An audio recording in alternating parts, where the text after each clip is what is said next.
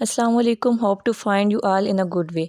आज हमारा जो सेकंड ईयर का टॉपिक है वो है रिस्पायरेशन। हमारे पास इसका फर्स्ट चैप्टर है जिसमें हम रिस्पायरेशन का इंट्रो पढ़ेंगे। ठीक है, सबसे पहले हम रिस्पायरेशन देखते हैं कि रिस्पायरेशन हमारे पास है क्या। रिस्पायरेशन का जो ओरिजिनल मीनिंग है वो हम लेते हैं ब्रीथिंग, और बचपन से हम जो रिस्पायरेशन को जनरली डिफ़ाइन करते आए हैं तो हम लेते हैं प्रोसेस ऑफ ब्रीथिंग और a process of gaseous exchange. इसका क्या मतलब है?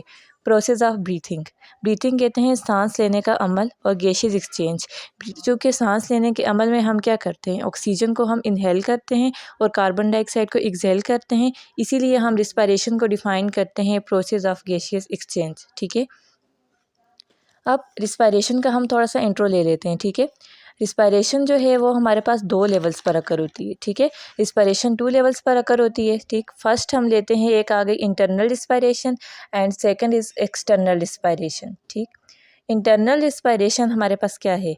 रिस्पायरेशन मैंने कहा 2 लेवल्स पर अकर होती है। वो रिस्पायरेशन जो सेलुलर लेवल पर अकर होती है, एक सेल के लेवल तक अकर होती है, उसे मैं कहती हूँ ये मेरे पास है इंटरनल रिस्पायरेशन। एंड वो रिस्पायरेशन जो हमारे पास ऑर्गेनिज्मिक लेवल पर अकर होती है, ठीक है, एक ऑर्गेनिज्म के लेवल पर अकर होती है, उसे मैं बोलती हूँ एक्सटर्नल रिस्पायरेशन। ठीक, अब इंटरनल रिस्पायरेशन का क्या प्रोसेस है हमारे पास? इंटरनल रिस्पायरेशन को हम कैटाबॉलिक प्रोसेस कहते हैं। ठीक है, आपने कैटाबॉलिज्म रीड किया होगा। व्हाट इज़ कैटाबॉलिज्म, हम इसे कैसे डिफ़ाइन करते हैं? ठीक है, तो जब हम कैटाबॉलिज्म को डिफ़ाइन करते हैं तो हम कहते हैं इसमें ब्रेक डाउन होती है हमारे पास लार्जर सब्सटेंस की किसमें, स्मॉलर सब्सटेंसेस में। ठीक है, तो अब इंटरनल रिस्पायरेशन को हम कैटाबॉलिक प्रोसेस क्यों कहते हैं?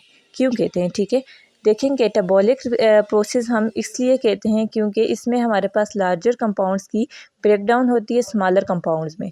अब जब लार्जर कंपाउंड्स की ब्रेकडाउन होती है स्मॉलर में, हमारे पास एनर्जी रिलीज़ होती है। वो एनर्जी हमारी बॉडी को रिक्वायर होती है, और वो एनर्जी किस फॉर्म में होती है? एटीपी की फॉर्म में। ठीक है, एक रिस्पायरेशन तो ये आ गई हमारे पास, this is known as internal respiration, and second is known as external respiration. So external respiration हमारे पास ये ऑर्गेनिज्म लेवल पर अकर होती है। ठीक है, जिसमें हमारे पास बेसिक गैसेस आपस में एक्सचेंज होती हैं, गैसेस एक्सचेंज टेक प्लेस होता है। ठीक है, कैसे? हमारी बॉडी ऑक्सीजन को इनहेल करती है एनवायरनमेंट से, और कार्बन डाइऑक्साइड को एक्सहेल करती है टुवर्ड द एनवायरनमेंट। ठीक है, थ्रू द रिस्पायरेटरी सरफेस। अब हम आगे जाके रीड करेंगे कि हमारे पास रिस्पायरेटरी सरफेस क्या होता है। ठीक है, इसमें क्या होता है हमारे पास कि बॉडी, हमारे पास गैसेस एक्सचेंज टेक प्लेस होती है, हमारी बॉडी जो है वो ऑक्सीजन को इनहेल करती है और कार्बन डाइऑक्साइड को एक्सहेल करती है। ठीक है, सो इस रिस्पायरेशन को हम बोलते हैं एक्सटर्नल रिस्पायरेशन। ठीक है, अब जो एक्सटर्नल रिस्पायरेशन और इंटरनल रिस्पायरेशन है वो आपस में इंटरलिंक कैसे? हमारे पास जो ऑक्सीजन हम इनहेल करते हैं वो सेलुलर रिस्पायरेशन में इन्वॉल्व हो जाती है। ठीक है, सेलुलर रिस्पायरेशन से जो कार्बन डाइऑक्साइड प्रोड्यूस होती है वो हम एक्सहेल करते हैं टुवर्ड द एनवायरनमेंट, और ये प्रोसेस हमारे पास रिस्पायरेटरी सरफेस के थ्रू टेक प्लेस होता है। अब रिस्पायरेटरी सरफेस हम कहते हैं कि वो एरिया जो हमारे पास रिक्वायर होता है गैसियस एक्सचेंज के लिए, वो एरिया जहाँ पे हमारे पास गैसियस एक्सचेंज टेक प्लेस होता है, हमारे पास डिफिन का प्रोसेस टेक प्लेस होता है। इस एरिया को हम बोलते हैं रिस्पायरेटरी सरफेस। अब रिस्पायरेटरी सरफेस के लिए कुछ प्रॉपर्टीज़ है हमारे पास कि रिस्पायरेटरी सरफेस कैसे होनी चाहिए, तब हमारे पास गैसियस एक्सचेंज मेंटेन हो सकेगी। फर्स्ट प्रॉपर्टी हमारे पास रिस्पायरेटरी सरफेस के लिए जो है वो ये है कि ये मॉइस्ट होनी चाहिए और परमेएबल होनी चाहिए। परमेएबल का क्या मतलब है? मॉइस्ट हम जानते हैं, परमेएबल हम कहते हैं हमारे पास कोई, परमेएबल का मतलब ये है कि उससे हमारे पास जितने भी सब्सटेंसेस पास कर रहे हैं वो ईजिली उससे, हमारे पास जितनी भी गैसेस पास कर रही हैं वो इनको ईजिली अलो कर सके अपने एरिया से पास करने के लिए। ठीक है, तो रिस्पायरेटरी सरफेस परमेएबल होना चाहिए ताकि सब्सटेंसेस ईजिली पास कर सकें। और सेकंड हमारे पास कहते हैं इट मस्ट बी थिन, ये हमारे पास थिन होनी चाहिए, क्योंकि हमारे पास जो डिफिशन का प्रोसेस है वो तब एफिशिएंट है जब हमारे पास डिस्टेंस 1 मिलीमीटर और 1 मिलीमीटर से लेस होगा। ठीक है, डिफिशन हमारे पास हम कहते हैं जब हमारे पास नेट मूवमेंट होती है हमारे पास पार्टिकल्स में हमारे पास बहुत से सब्सटेंस आ जाते हैं from area of higher concentration to area of lower concentration. एक ऐसा एरिया जिसकी कॉन्सेंट्रेशन हाई है, जब पार्टिकल उससे मूव करते हैं कि ऐसे एरिया की तरफ जिसकी कॉन्सेंट्रेशन लो है, तो उसे हम बोलते हैं, इस प्रोसेस को हम बोलते हैं डिफिशन। सो हमारे पास क्या कहते हैं, पहला तो प्रॉपर्टी परमेबल होना चाहिए, सब्सटेंसेस इजीली पास कर सकें, ये सब्सटेंसेस को लो करे कि वो उससे इजीली पास कर सके। दूसरा ये कि हमारे पास ये थिन होना चाहिए ताकि डिफ्यूजन एफिशिएंट हो सके। ठीक है, थर्ड प्रॉपर्टी इसकी है जो है वो हमारे पास सरफेस एरिया थिक होना चाहिए। सरफेस एरिया थिक इसलिए होना चाहिए ताकि जितनी हमारे पास गैसियस एक्सचेंज एक ऑर्गेनिज्म को नीड है, जितनी एक ऑर्गेनिज्म को सर्वाइवल के लिए गैसियस एक्सचेंज करना चाहिए, उतनी गैसेस उससे हमारे पास क्या कर सकें, वो उतनी गैसेस को अलो कर सके पास करने के लिए। ठीक है, तो हमारे पास sufficient amount of gases exchange होना चाहिए according to the organisms need.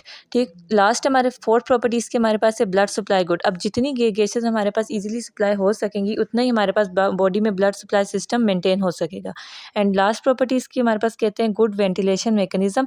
Good ventilation mechanism हमारे पास इसलिए होना चाहिए, वेंटिलेशन हम बोलते हैं ब्रीथिंग प्रोसेस को। सो वेंटिलेशन मैकेनिज्म हमारे पास इसलिए मेंटेन होना चाहिए कि हमारे पास रिस्पायरेटरी सरफेस से डिफ्यूजन इजीली खुद को मेंटेन कर सके। ठीक, अब हम पढ़ें रिस्पायरेटरी सिस्टम। सो हम बायोलॉजी के सिस्टम में से रिस्पायरेटरी सिस्टम एक मेन सिस्टम है जो सिस्टम रिस्पॉन्सिबल है हमारे पास गैसियस एक्सचेंज के लिए, प्रोसेस ऑफ ब्रीथिंग के लिए। ठीक है, सो हमारे पास वो बॉडी सिस्टम जो रिस्पॉन्सिबल है एक्सचेंज ऑफ गैसेस के लिए between the body and outer environment, उसे हम बोलते हैं respiratory system. And respiratory system of human को हम दो पार्ट्स में डिवाइड करते हैं। फर्स्ट पार्ट इसका है upper respiratory tract and second part इसका है लोअर रिस्पायरेटरी ट्रैक्ट। ठीक है, अपर रिस्पायरेटरी ट्रैक्ट, ये दोनों ट्रैक्ट असल में हमारे पास रिस्पायरेटरी सरफेस के एरिया है जहाँ से हमारे पास process of gaseous exchange take place करते हैं। ठीक है, सो अपर रिस्पायरेटरी ट्रैक्ट में हमारे पास आ जाते हैं नोस्ट्रिल्स, सेकंड हमारे पास आता है नेजल कैविटी एंड थर्ड हमारे पास आता है फेरिंग्स। ठीक है, नोस्ट्रिल्स हमारे पास क्या होते हैं, नोज़ के जो एक्सटर्नल ओपनिंग होती है उसे हम नोस्ट्रिल्स कहते हैं। ठीक है, और नोज़ के अंदर जो इनर होलो स्पेसेस होती हैं उन्हें हम नेजल कैविटी कहते हैं। एंड थर्ड हमारे पास आता है फेरिंग्स। फेरिंग्स एक्चुअली हमारे पास एक कोन शेप पैसेज वे है जो हमारे पास ओरल और नेजल कैविटी से गुजरता हुआ इसोफेगस और लेरिंग्स तक जाता है। ठीक, दूसरा पार्ट हमारे पास आता है lower respiratory tract. Lower respiratory tract में हमारे पास लेरिंग्स आता है। लेरिंग्स हमारे पास एक एयर वे की एक इनलार्जमेंट है हमारे पास, जो इसमें हमारे पास एक वॉइस बॉक्स भी प्रेजेंट होता है जिससे साउंड प्रोड्यूस होती है। नेक्स्ट हमारे पास आता है ट्रेकिया। ट्रेकिया एक हमारे पास क्या है, विंड पाइप है। ट्रेकिया को हम विंड पाइप कहते हैं। ठीक है, जिसकी हमारे जो कि सी शेप में हमारे पास होता है। ठीक है, और इसकी ब्रांचेस आगे डिवाइड होती हैं ब्रोंकाई में, एंड ब्रोंकाई में हमारे पास आगे यूनिट्स बने हुए हैं। उन ब्रोंकाई से हमारे पास जाती हैं लंग्स में। लंग्स हमारे पास जो है वो क्या है, प्रिंसिपल ऑर्गन ऑफ रिस्पायरेशन है।